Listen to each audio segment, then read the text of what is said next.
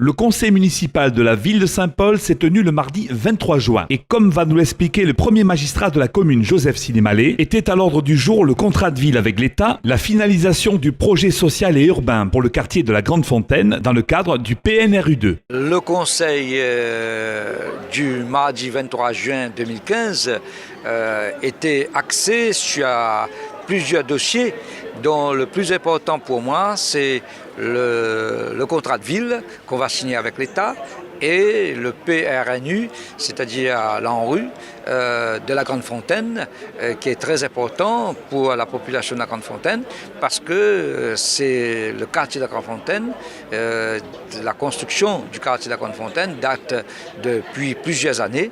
On a besoin de redynamiser ce quartier. Deux grands dossiers sont très importants pour nous, sans oublier tous les dossiers concernant la construction des logements, surtout un dossier qui est très important, c'est la construction des LES, des logements en accession à la propriété sur l'étang, et aussi l'éradication des poches d'habitat insalubre sur le Royal Tularmois, derrière les services techniques et sur l'étang.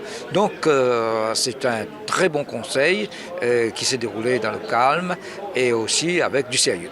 Cette année, nous avons perdu près de 2 600 000 euros concernant la dotation générale de fonctionnement. 2 600 000. Et en plus que ça, on a mis sur le dos des collectivités de la ville de Saint-Paul le transfert des RIP scolaires. Ça fait quand même des crédits en moins et nous devons retrouver ces crédits pour faire face aux activités de périscolaires pour les enfants. Il faut rappeler que Saint-Paul a quand même 69 écoles maternelles et primaires, mais nous avons dit aussi, en faisant toutes ces actions, nous essayons de faire face à toutes ces activités, mais surtout de ne pas augmenter les impôts. Autre moment important de ce conseil municipal du 23 juin 2015, le choix d'un nom à attribuer à la longère de Saint-Paul qui sera livré à la fin de ce mois. Alors, toutes les affaires sont intéressantes et sérieuses.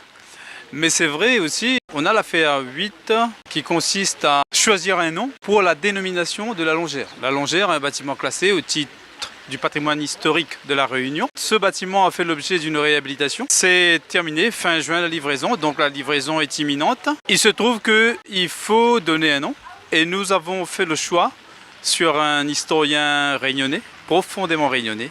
Un historien qui nous a quittés tragiquement l'année dernière et qui a passé son temps à la recherche, notamment concernant notre histoire, l'histoire de la Réunion, sur l'esclavage, sur le marronnage, sur l'engagisme, sur le maloya, sur le moringue. Aussi, il a travaillé sur de nombreuses actions, notamment une opération, la route de l'esclave et de l'engagé, initiée par l'UNESCO. Il était le principal artisan, l'initiateur même, on va dire, pour l'océan Indien.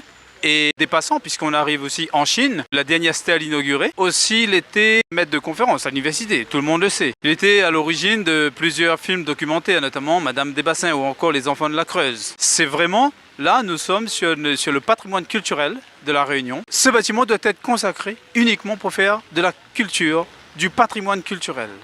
Et en ce sens, nous avons décidé, à l'unanimité aujourd'hui, de valider donc la dénomination de la longère Sudel Fuma.